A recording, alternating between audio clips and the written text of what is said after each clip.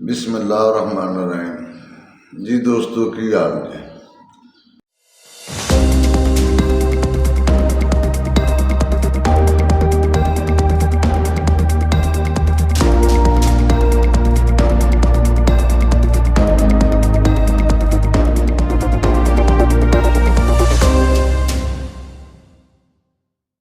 लो जी, अज की सब तो पहली जी खबर है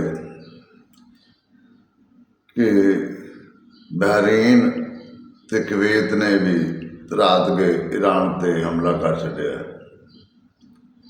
अच्छा जी, उस तो बाद ट्रंप ने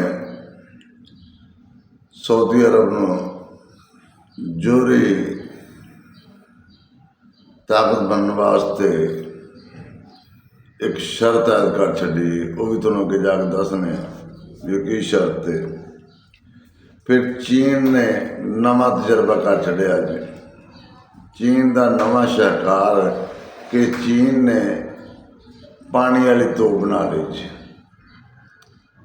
अच्छा जी, अगे ईरान का कुवैत, बहरीन, कतर, दुबई, ये जिन्ने भी मुल्क ने इत्थे अपने जिन्ने भी मुसलमान भाई ने इन्हां ईरान ने उन्होंने वार्निंग जारी कर छड़ी कि जिथे जिथे अमेरिका के फौजी ते इन्हां दी एयरबेस है ना, उनके तो 500 मीटर दूर रहो।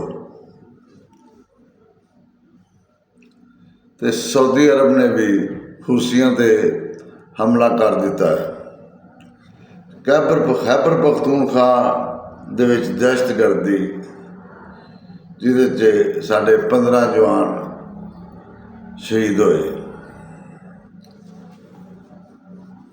लो जी, बहरीन ते कुवैत ने रात गए ईरान ते हमले किए ने और ये अमेरिका की ते इसराइल की बड़ी देर की ख्वाहिश सी कि ये मुसलमान आपस में लड़न। और मेरे लगता है कि इस टाइम इसराइल ते अमेरिका अपने मकसद से कामयाब हो गए हैं। यही इन्हों का मकसद सी भी आपस लितरो लितरी होना, वो काम इन्हें शुरू कर छड़िया। देखो ना, ईरान की तो मजबूरी है ना, ईरान से हमला करना ही करना ना। जो अमेरिका उतों हमले करता ईरान से, तो ईरान ने तो फिर जवाबी हमला उत्थे ही करना ना। अमेरिका एडी दूर से ईरान के मिसाइल नहीं जा सकते, तो फिर उन्हें दी इन्होंने मुल्कों की करना ना। या तो मुल्क अपना अमेरिका को आखन भी अपना गोल बिस्तरिया गोल कार तो इतों निकल जा, फिर भी ईरान ना करे हमला। तो जो ईरान के उतों उन्होंने सरजमीन तो हमले हो रहे हैं, तो फिर ईरान ने कुछ ना कुछ तो करना है ना जी। तो फिर वो मजबूरी है कि वो इन्होंने मुल्कों के हमले तां करता है। तो इन्हां रात का जवाबी हमला कर छड़िया कुवैत ने ते बहरीन ने।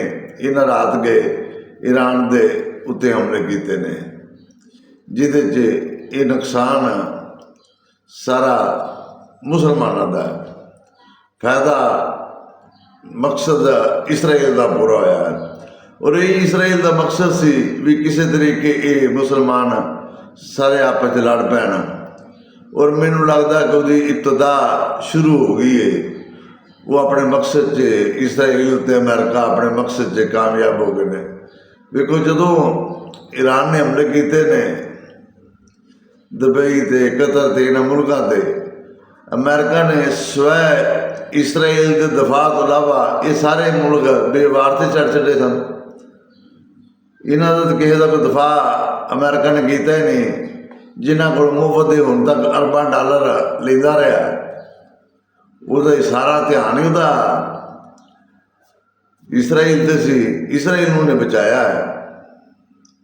इन्होंने तो उन्हें पूछा भी नहीं है किसी ने भी। इस तो ये साढ़े इस्लामी मुल्कों को भी सोचना चाहिए है इसकी असल गेम की है, ये लोग चाहते की ने, इसराइल का मकसद की है।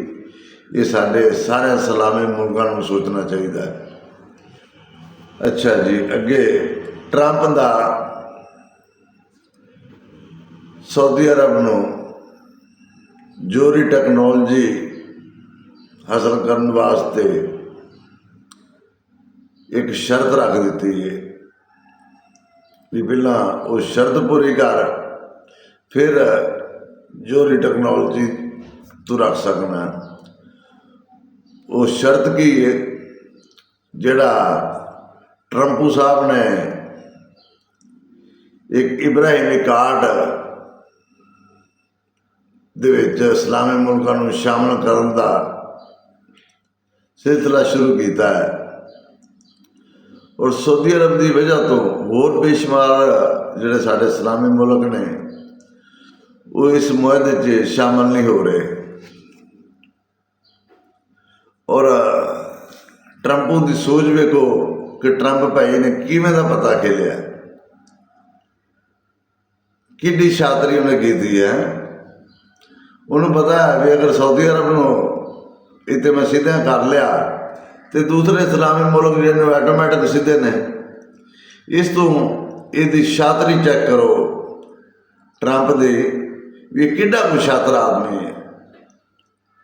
ਔਰ ਇਹ ਕਤਨ ਵੀ ਹਰ ਸਾਡੇ ਇਸਲਾਮੀ ਮੁਲਕਾਂ ਨੂੰ ਸੋਚਣਾ ਚਾਹੀਦਾ ਹੈ ਕਿ ਇਹ ਮੁਲਕ ਕਦੇ ਵੀ ਤੁਹਾਡੇ ਮੁਸਲਮਾਨਾਂ ਦਾ ਖੈਰ ਖਾ ਨਹੀਂ ਹੋ ਸਕਦੇ, ਕਦੇ ਵੀ ਨਹੀਂ ਹੋ ਸਕਦੇ। ਇਹ ਸਾਡੀ ਗਲਤ ਸੋਚ ਹੈ। ਬਹਰਾਲ ਜੀ ਉਹਨਾਂ ਟਰੰਪੂ ਭਾਈ ਨੇ ਸਾਊਦੀ ਅਰਬ ਨੂੰ ਆਖਿਆ ਕਿ ਪਹਿਲਾਂ ਇਬਰਾਹਿਮੀ ਕਾਰਡ ਤੇ ਦਸਤਖਤ ਕਰ, ਇਹ ਤੇ ਸਾਈਨ ਕਰ, ਤੇ ਫਿਰ ਆਪਣਾ ਤੁਸੀਂ ਐਟਮੀ ਪਾਵਰ ਬਣ ਸਕਦੇ ਹੋ। ਜੇ ਵੈਸੇ ਨਹੀਂ, ਉਹਨੇ ਸ਼ਰਤ ਨਾਲ ਰੱਖ ਛੱਡੀ ਹੈ।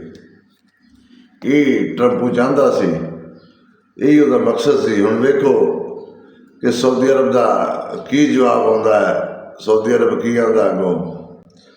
ਉਸ ਤੋਂ ਬਾਅਦ ਚੀਨ ਨੇ ਨਵਾਂ ਤਜਰਬਾ ਕਰ ਲਿਆ ਜੀ। ਚੀਨ ਹਮੇਸ਼ਾ ਹੀ ਕੋਈ ਨਾ ਕੋਈ ਵੱਖਰੀ ਐਟਮ ਤਿਆਰ ਕਰਦਾ ਹੈ। ਚੀਨ ਨੇ ਜਨਾਬ ਪਾਣੀ 'ਤੇ ਚੱਲਣ ਵਾਲੀ ਤੋਪ ਤਿਆਰ ਕਰ ਲਈ ਹੈ। ਚੀਨ ਨੇ ਪਾਣੀ 'ਤੇ ਚੱਲਣ ਵਾਲੀ ਤੋਪ ਤਿਆਰ ਕਰ ਲਈ ਹੈ। ਨਾ ਉਹਦਾ ਖਰਚਾ ਹੈ, ਨਾ ਗੱਲ, ਨਾ ਬਾਤ। ਸਮੁੰਦਰ ਦਾ ਪਾਣੀ ਲੈਣਾ ਉਸ ਤੋਪ ਨੇ ਜੀ, ਸਮੁੰਦਰ ਦੇ ਪਾਣੀ ਦੇ ਨਾਲ ਹੀ ਉਹ ਤੋਪ ਚੱਲਣੀ ਹੈ। ਔਰ ਉਹ ਸ਼ਦੀਦ ਕਿਸਮ ਦੀ ਉਹਦੀ ਰੇਂਜ ਹੈ। ਔਰ ਦੱਸਦੇ ਨੇ ਕਿ ਜਿਹੜੇ ਜਹਾਜ਼ ਵਗੈਰਾ ਨੇ ਉਹਨਾਂ ਨੂੰ ਵੀ ਹਿੱਟ ਕਰ ਸਕਦਾ ਹੈ। ਉਸ ਤੋਪ ਦੇ ਪਾਣੀ ਦਾ ਇੰਨਾ ਕੁ ਪ੍ਰੈਸ਼ਰ ਹੈ। ਇਹ ਨਵਾਂ ਤਜਰਬਾ ਚੀਨ ਕੀਤਾ ਹੈ। ਚੀਨ ਰੋਜ਼ਾਨਾ ਹੀ ਕੋਈ ਨਾ ਕੋਈ ਨਵੇਂ ਤਜਰਬੇ ਕਰਦਾ ਪਿਆ। ਚੀਨ ਟੈਕਨੋਲੋਜੀ ਦੇ ਵਿੱਚ ਸਭ ਤੋਂ ਅੱਗੇ ਇਸ ਟਾਈਮ ਟਾਪ 'ਤੇ ਜਾ ਰਿਹਾ ਹੈ। ਚੀਨ ਦੇ ਕਾਰਨਾਮੇ ਸਭ ਵੱਖੋ ਵੱਖ ਕਾਰਨਾਮੇ ਵਿਖਾਉਂਦਾ ਚੀਨ। ਅੱਛਾ ਜੀ, ਅੱਗੇ ਜਨਾਬ ਈਰਾਨ ਨੇ ਕਤਰ, ਦੁਬਈ, ਕੁਵੈਤ, ਇਹ ਜਿੰਨੇ ਵੀ ਇਸਲਾਮੀ ਮੁਲਕ ਨੇ ਇੱਥੇ ਹੁਕਮ ਜਾਰੀ ਕਰਤਾ ਹੈ ਕਿ ਜਿੱਥੇ ਅਮਰੀਕਾ ਦੀ ਏਅਰਬੇਸਾਂ ਨੇ ਜਾਂ ਅਮਰੀਕਾ ਦੇ ਫੌਜੀ ਜਿਹੜੇ ਉੱਥੇ ਹੋਟਲਾਂ 'ਚ ਵੜੇ ਨੇ, ਸੱਜੇ ਖੱਬੇ ਵੜ ਕੇ ਉਹਨਾਂ ਰਿਹਾਇਸ਼ਾਂ ਰੱਖੀਆਂ ਨੇ, ਵੀ ਉਸ ਜਗ੍ਹਾ ਤੋਂ 500 ਮੀਟਰ ਦੂਰ ਚਲ ਜਾਓ। ਈਰਾਨ ਉਹਨਾਂ ਦੇ ਫੌਜੀਆਂ ਨੂੰ ਹਦਫ ਬਣਾਊਗਾ ਅਮਰੀਕਾ ਦੇ ਨੂੰ। ਇਸ ਤੋਂ ਈਰਾਨ ਨੇ ਇਹ ਵਾਰਨਿੰਗ ਜਾਰੀ ਕਰ ਛੱਡੀ ਹੈ ਮੁਸਲਮਾਨਾਂ ਵਾਸਤੇ ਕਿ ਤੁਸੀਂ ਇਹਨਾਂ ਜਗ੍ਹਾ ਤੋਂ, ਜਿੱਥੇ ਵੀ ਇਸ ਅਮਰੀਕਾ ਦੇ ਏਅਰਬੇਸਾਂ ਨੇ, ਇਹਨਾਂ ਦੇ ਫੌਜੀ ਨੇ, ਜਿੱਥੇ ਇਹਨਾਂ ਦੀ ਰਿਹਾਇਸ਼ਾਂ ਨੇ, ਉੱਥੋਂ 500 ਕਿਲੋਮੀਟਰ ਪਿੱਛੇ ਚਲ ਜਾਓ, ਦੂਰ ਚਲ ਜਾਓ। ਔਰ ਇਹ ਵੀ ਮੈਂ ਅੱਛੀ ਬਾਤ ਹੈ ਈਰਾਨ ਦੀ ਕਿ ਉਹਦੇ ਅੰਦਰ ਦਰਦ ਹੈ ਆਪਣੇ ਮੁਸਲਮਾਨਾਂ ਦਾ। ਫਿਰ ਵੀ ਅੱਛੀ ਬਾਤ ਹੈ ਕਿ ਉਹਦੇ ਅੰਦਰ ਫਿਰ ਵੀ ਦਰਦ ਹੈ ਆਪਣੇ ਮੁਸਲਮਾਨਾਂ ਵਾਸਤੇ, ਆਪਣੇ ਭਰਾਵਾਂ ਵਾਸਤੇ। ਅੱਛੀ ਬਾਤ ਹੈ, ਅੱਛੀ ਗੱਲ ਨੂੰ ਸਰਾਹਣਾ ਚਾਹੀਦਾ ਹੈ। ਬਹੁਤ ਅੱਛੀ ਬਾਤ ਹੈ। ਹੋਰ ਉਹ ਕੀ ਕਰ ਸਕਦਾ ਹੈ? ਈਰਾਨ ਤੇ ਇਹਨਾਂ ਦੇ ਹਮਲੇ ਕਰਨੇ ਹੀ ਕਰਨੇ ਨੇ। ਇਹ ਕੱਢਣਗਾ ਉੱਥੋਂ ਅਮਰੀਕਿਆਂ ਨੂੰ ਵੀ ਚੌਕੇ ਤੋਂ ਜੁਲੀ ਬਿਸਤਰਾ, ਤੇ ਸਾਰਾ ਰੌਲਾ ਹੀ ਮੁੱਕ ਜਾਏਗਾ, ਸਾਰਾ ਰੌਲਾ ਹੀ ਖਤਮ ਹੋ ਜਾਏਗਾ। पर इन्ने जोगे नहीं है, ये अमेरिका तक बोल ही नहीं सकते, इन्हों की जरूरत ही नहीं।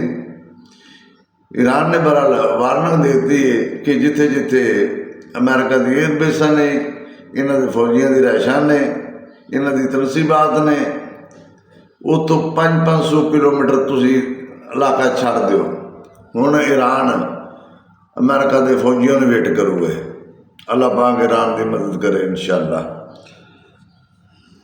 अच्छा जी, अगों रात पे जी सऊदी अरब ने हौसियां ते हमला कर दिता है।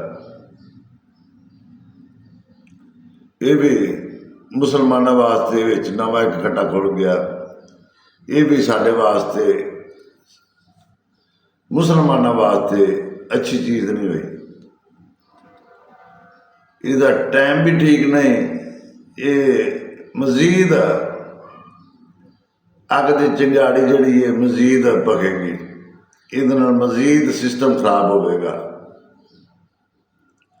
और ये हौसी जिहड़े ने ये आंदे ने भी स्वै सऊदी अरब तो इलावा बाकी तमाम मुल्कों के बहरी जहाज़ों नूं इजाजत है, सऊदी अरब नूं नहीं।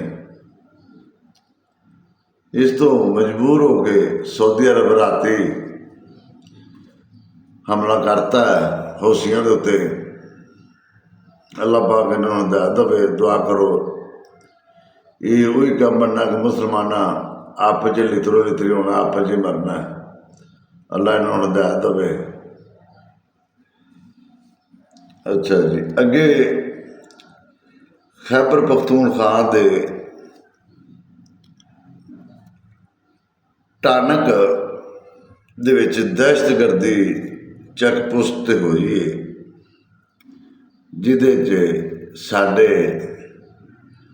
15 जवान शहीद होए ने। 15 जवान साढ़े शहीद होए ने। उन्होंने जवानों ने बड़ी जुड़त नाल गड्डी उन्हें आगे नहीं जान दी, चैक पोस्ट से उन्हें डकी, फिर उन्हें उत्थे ही धमाके नाल डालती।